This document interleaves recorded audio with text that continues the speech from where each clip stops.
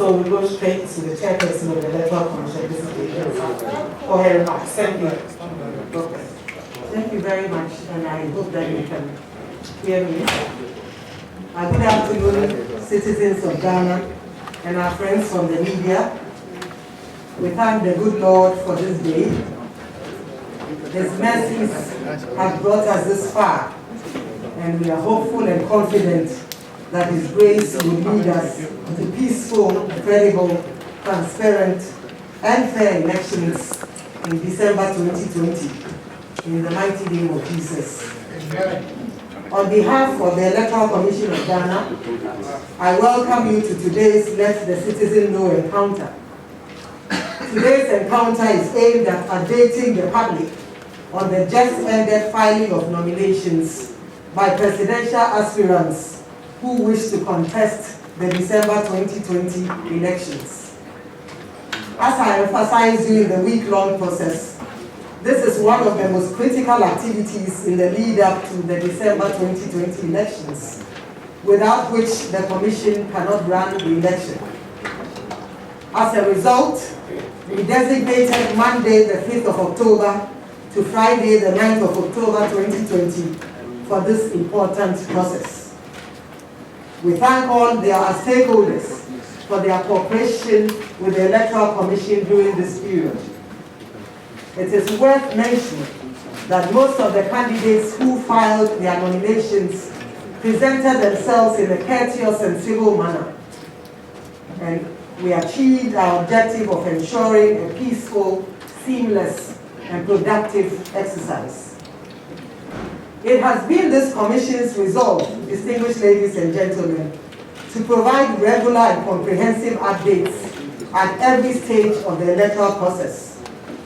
Therefore, having completed the process of receiving, reviewing, and scrutinizing the nomination forms and documents from presidential and aspirants, allow me to update you accordingly.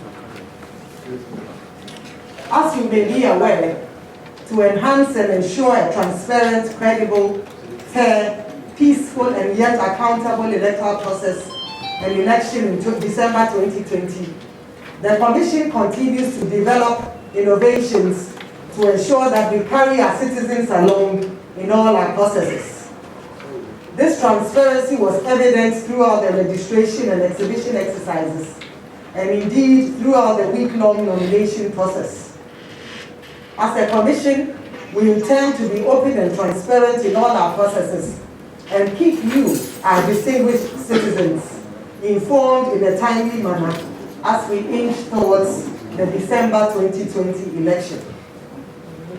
This year, the Commission made the nomination forms to aspiring presidential and parliamentary candidates available online. This helped ease the burden of traveling to the Commission to pick up forms and eliminated overcrowding at the Commission's offices throughout the country, thereby curbing the spread of the COVID-19 virus. The Commission also developed a detailed checklist that embodied the criteria to be satisfied by presidential candidates as prescribed by law. This template guided the scoring and awarding of marks by teams established by the Commission to review all nomination forms submitted. Moreover, 4 months in advance, nomination forms were made available on our website, and each political party or designated representative was provided with a unique code to access the nomination forms. This eliminated the incidence of different candidates of the same political party filing nominations for the same position. This year, the Commission set up 2 teams which were tasked to review the nomination forms submitted. The technical team scrutinized the forms submitted to ensure that aspirants satisfy the qualifications as set out in law, such as the age requirements and the fulfillment of tax obligations, amongst others. The IT team also reviewed and scrutinized the forms to ensure that the candidates and their supporters were indeed registered voters on our register. We are confident that both teams have been thorough and yet fair in their work. Yet another welcome innovation was the 5-day period provided for the filing process, as opposed to the 2 days provided in previous nomination processes. This allowed enough time for aspirants to correct any errors identified in their forms. All in all, these innovations helped eliminate the confusion and tension that characterized previous nomination processes. As noted in our last Let the Citizen Know encounter, 17 presidential aspirants filed their nominations to contest the December 7th presidential election. The Commission is happy to note that for the first time in our nation's history, 3 women put themselves up for nomination for the position of presidential candidate. This is a testament to the growth of our democratic space. Now to the reasons why we are here. At the end of a thorough review process, I have the honor to present to you the presidential candidates who have qualified to contest the 2020 presidential election. And we will name them in the order of the filing, and not in any other order, but in the order in which they filed their nominations with the Electoral Commission. Mr. Alfred Kwame Asiedu Walker. The IT team found that there were no issues with the voter ID cards submitted where he was concerned and where his supporters were concerned. The team noted a number of technical issues in the sense that one person supported both the Abuakwa North and Birim North districts, and they had 2 incorrect voter ID numbers for 2 of his supporters. However, the technical issues were resolved within the nomination period. The candidate has therefore been adjudged responsive to the nomination requirements and has been cleared to contest the 2020 presidential election. The second candidate who presented his nomination forms was His Excellency President Nana Addo Dankwa Akufo-Addo. The IT team observed that there were no IT issues with his nomination forms. With the technical issues, the team noted that the candidate satisfied all requirements, and they concluded that the candidate is responsive to all the nomination requirements and therefore cleared to contest the 2020 presidential election. The third candidate to present his nomination forms was Mr. Christian Kwabena Andrews. There were no IT issues with his forms. However, it was noted that 2 supporters endorsed the form twice for the same districts. The technical issues were, however, resolved within the nomination period, and the teams concluded that the candidate was therefore responsive to the nomination requirements. Mr. Christian Andrews has been cleared to contest for the 2020 presidential election. The fourth candidate to present her nomination forms was Ms. Bridget Aikosua-Digwanigu. There were no issues with the ITs in the area of IT, and the candidate satisfied all requirements. The candidate has been adjudged responsive to the nomination requirements and cleared to contest the 2020 presidential election. The fifth person to contest to present their nomination papers was former President John Dramani Mahama. There were no IT issues discovered, and the candidate satisfied all requirements under the technical section. The candidate has therefore been adjudged responsive to nomination requirements and cleared to contest the 2020 presidential election. The sixth candidate to present nomination forms to the Commission was Madam Ekuya Bonko. She had no IT issues. However, the team noted that there were a number of the ID cards were repeated, and she was informed about this and this affected districts in Boku, Esutispi South, Hohoy, and Mion. However, the technical issues were resolved during the nomination period, and the candidate has therefore been adjudged responsive to the nomination requirements. She has therefore been declared to contest the 2020 presidential election. Madam Nana Kunedu Ajiman Rawlings was the 7th candidate to file nomination papers with the commission. There were no IT issues discovered. However, 4 of the supporters were found not to be registered voters in the district that they signed for. The technical issues were, however, resolved within the nomination period, and the candidate has been adjudged responsive to the nomination requirements and cleared to contest the 2020 presidential election.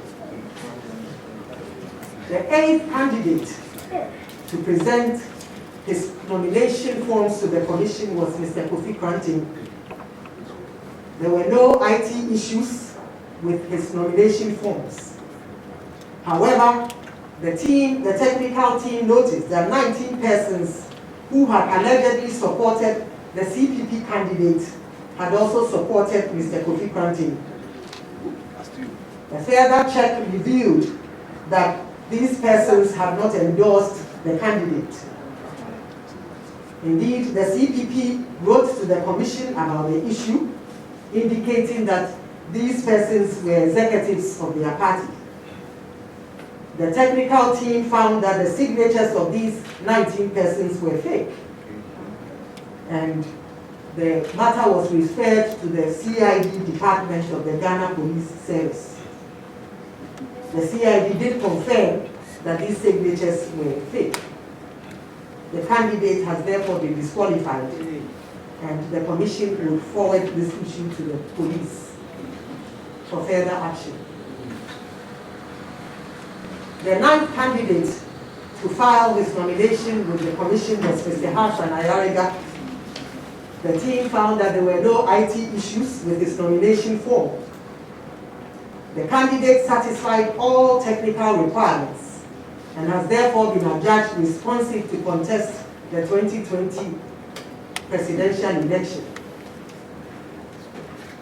The 10th person to file his nomination forms with the commission was Mr. Ivor Kwabena Greenstreet. There were no technical issues, there were no IT issues with the candidate's nomination forms.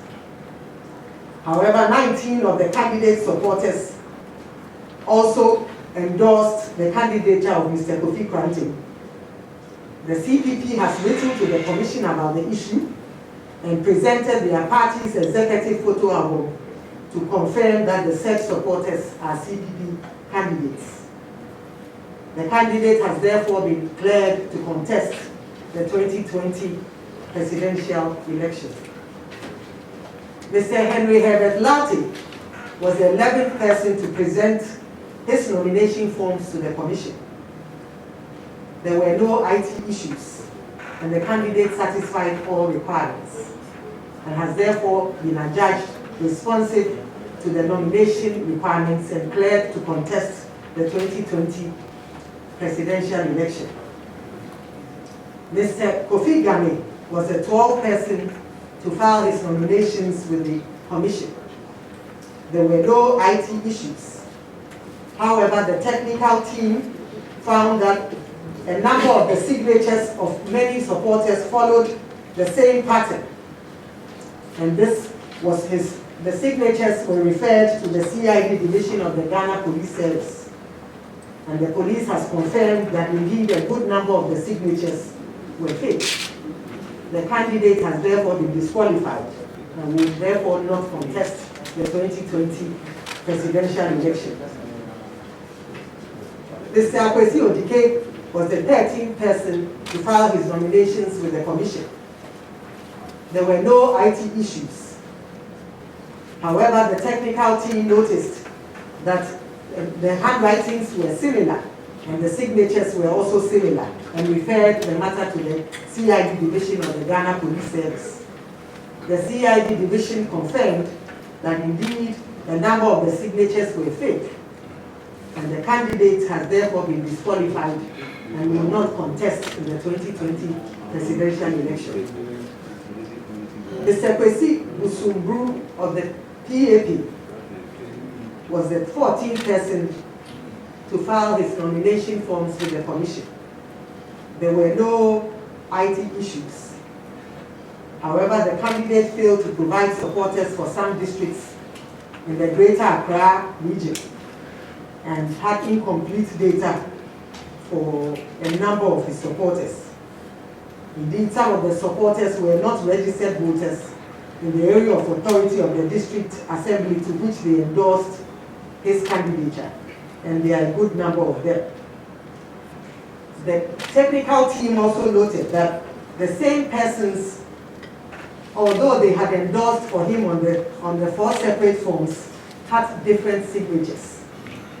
And what this means is that if you look at the forms, there were 4 forms, and so if you have a person called Amasewa, her signature appeared on the 4 forms, his signature as appearing on the 4 forms were different. And this was in the case of Ashanti and Northeast regions. This was referred to the CID division of the Ghana Police Service, and they noted that the signatures were fake. And he has been disqualified from participating and contesting in the 2020 presidential election. The 15th candidate to present his nomination forms to the Commission was Mr. Adeni Boatin. There were no IT issues with his form. However, a good number of the 3 of the persons who supported his candidature have denied endorsing the candidate's nomination, and the Commission has a letter to that effect. The Commission referred the matter to the CID division of the Ghana Police Service, and they confirmed that the signatures were fake. He has therefore been disqualified from contesting the 2020 presidential election. Mr. Kofi Akpaloo was the 16th person to present his nomination forms to the Commission. There were no IT issues. However, there were a number of technical issues, including the fact that some of the supporting voters were not registered voters in the area of authority of the district assembly. However, the candidate resolved the technical issues within the nomination period and has therefore been cleared to contest the 2020 presidential election. Mr. David Apesara was the 17th candidate to present his nomination forms to the Commission. There were no IT issues. The Commission noticed that some supporting voters were not registered voters in the area of authority of the district assembly for which they endorsed his candidature. The candidate, however, resolved the technical issues within the nomination period, and he has been cleared to contest the 2020 presidential election.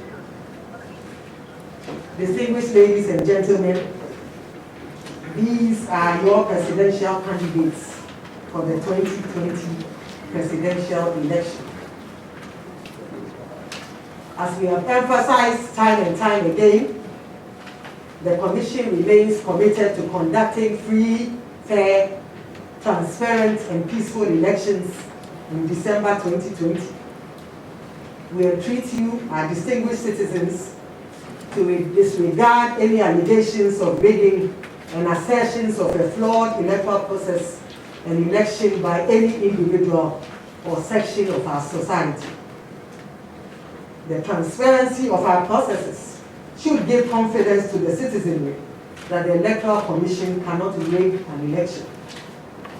Indeed, for the benefit of those who are not informed about our processes, every aspect of our electoral process is monitored by the political parties. Right from registration to the election day, our political parties police and monitor all our processes.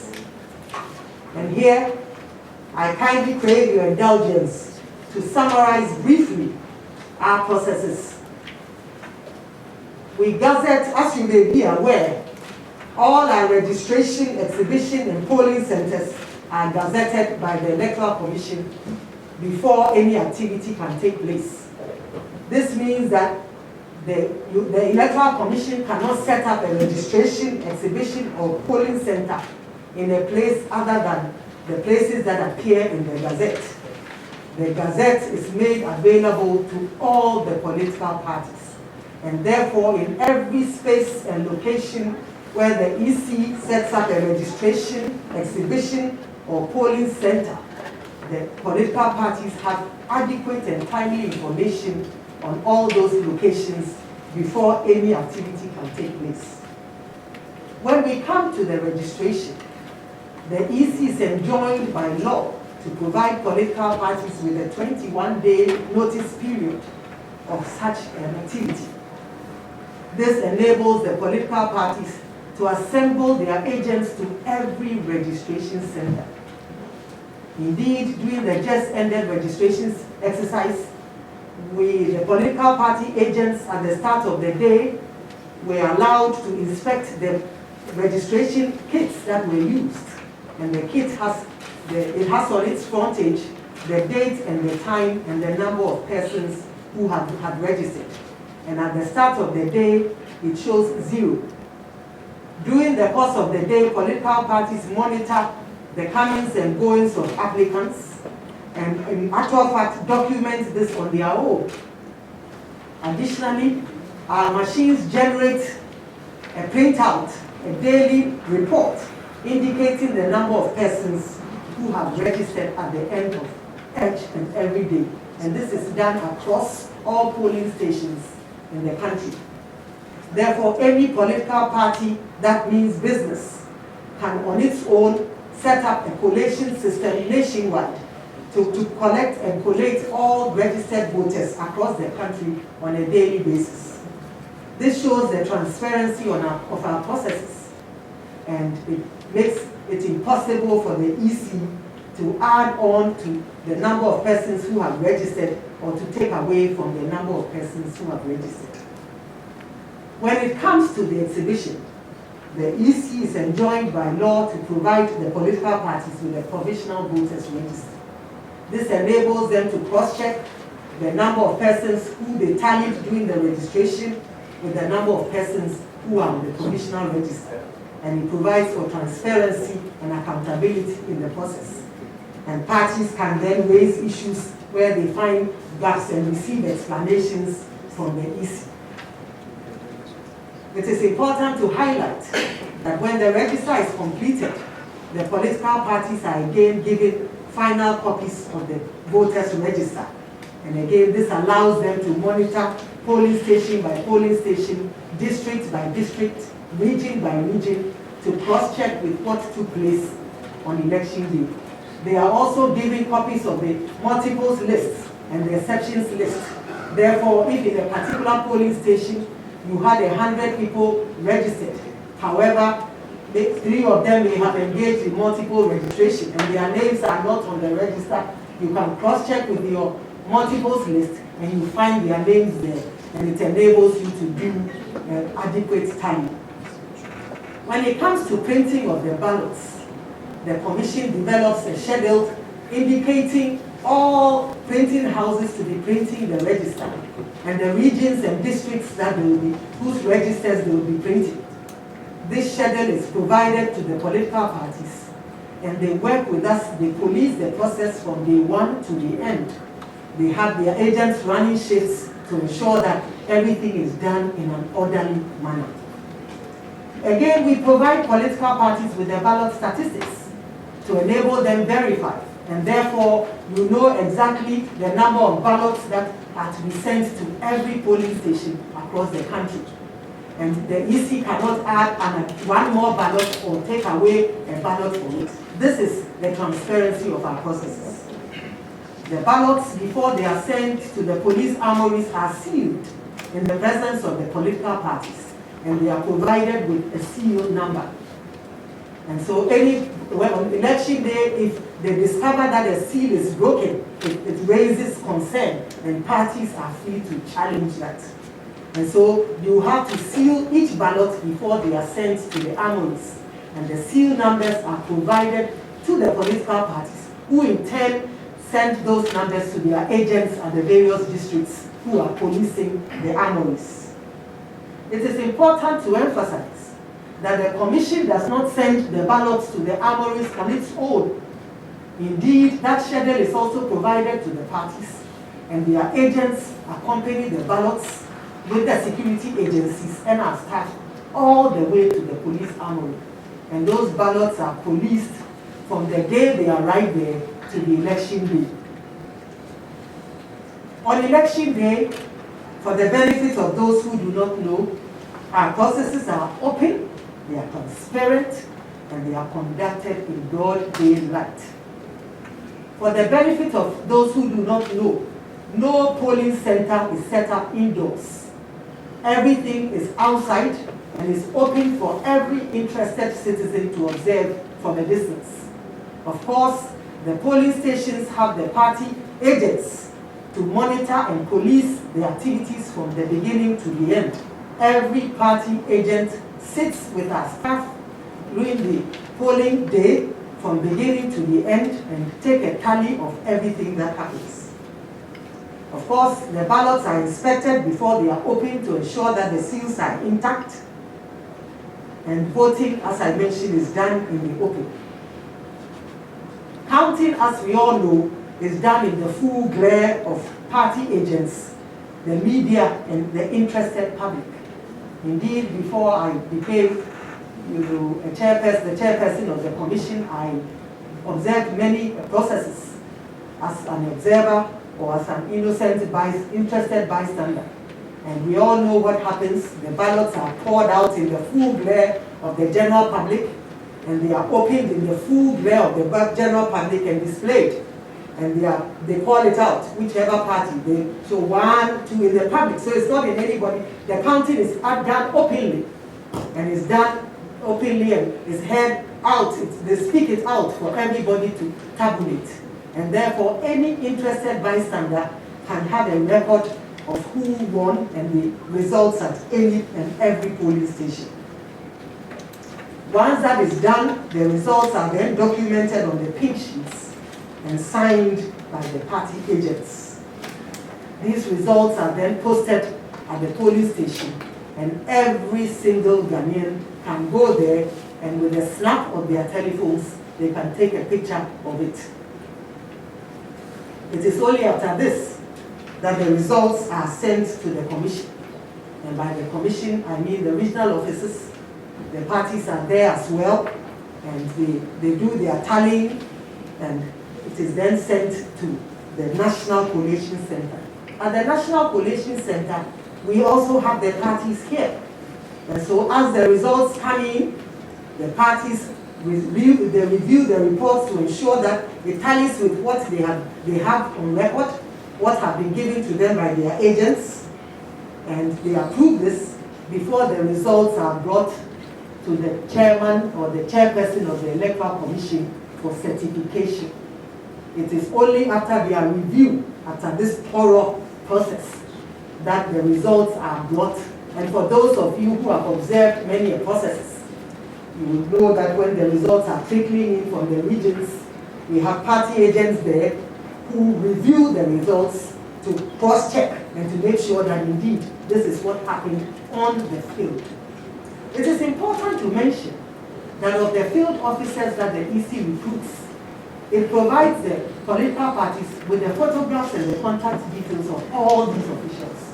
And therefore, any political party who has any issue with any person makes the commission aware, especially if the person or the staff is a known rep or a supporter of the political party. They write to the commission does its own investigation and takes and dismisses such a person.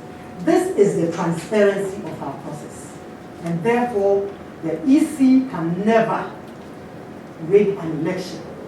The processes are transparent, they are credible, they are tight, and they are accountable. And we cannot for any reason have a flawed election with this kind of process that has been hailed globally. I think even in advanced democracies, this transparency does not exist. Herein lies the transparency and openness of our process, making it difficult for anybody to rig an election or for any process to be flawed. Can anybody here or can anybody in the public tell us at which point of this transparent process the EC can rig the election? We use this platform to call on all political parties and stakeholders who have genuine concerns with the processes outlined to raise them in the full glare of the public. Once we as a commission are informed about the weaknesses and gaps in the processes outlined, we will take immediate steps to address these gaps, close and seal the gaps, and report same to the public in an open, transparent, and accountable manner. Until then, we entreat the naysayers to cease their onslaught of trying to discredit a thorough and credible process, and their onslaught of trying to discredit a commission that has been open and transparent and accountable to the people that it serves, that is the good people of this country. If for nothing at all, the current commission has opened up all its processes to the public and removed the cloaks of secrecy that shrouded our activities and operations in the past. We have laid bare our processes for all to see. Today, a good number of the total number of persons who registered by district, region, as well as their sexes and ages are known by any interested citizen. This is not a secret. The challenges we encountered during the exhibition exercise were discussed openly by the Commission, solved in a timely manner, and reported upon promptly. Constituencies such as Ashiaman, which had some gaps in data, all have their issues resolved. Indeed, just last week, we opened our doors to enable citizens observe the filing of nominations by aspiring presidential candidates. Through our media partners, we have brought our processes and operations to every home. We have been transparent in our dealings, and we intend to remain so. As we head towards the 7th December election, we urge all of you, our distinguished citizens, to work with us to strengthen and uphold the integrity of our systems and the Commission as a whole. Our doors remain open, and we assure our stakeholders that we are receptive to constructive feedback and advice. Indeed, the feedback and advice received from well-meaning Ghanaians has helped to enrich our work and enabled us to serve you better. Before we close our curtains to our Let the Citizen Know encounter today, we wish all our qualifying candidates the best of luck in their bid to ascend the office of the presidency. We urge all of them to engage in a decent campaign, a campaign based on policies and programs that will lead to the betterment of our society. As referees, our role is to arrange and organize orderly, fair, transparent, and peaceful and credible elections. And we assure you that we are working hard to do just that. We do not have the power to determine who wins the election. It is not in our control to determine the outcome of the election. That power lies with the good people of our dear country, Ghana. It is the citizens and the citizens alone who can determine who should lead them and not the Electoral Commission. It is the candidate who is given power to lead this country by the citizens of this country who will be declared President of the Republic of Ghana by the Electoral Commission come the 7th of December 2020. Thankfully, the Electoral Commission has institutionalized a fair, open, transparent and accountable process to guide the declaration of results, and I think I've outlined that. To the aspiring presidential candidates who did not make this process, we wish you better luck next time. Your filing fees of 100,000 cedis will be refunded to you. To you, our distinguished citizens and our friends from the media, we thank you for believing in us and for walking this journey with us. We pledge that we will conduct ourselves in truth and integrity and organize a fair, credible, transparent, peaceful election come 7th December 2020. We will not let you down. On your part, we charge you to uphold and defend the good name of Ghana and her institutions. So help us God. May God bless our homeland Ghana and make our nation great and strong. Let the bells of peace ring from this time and throughout this country, the 16 regions of this country, all across the borders of this country, now and forevermore. Amen. Amen.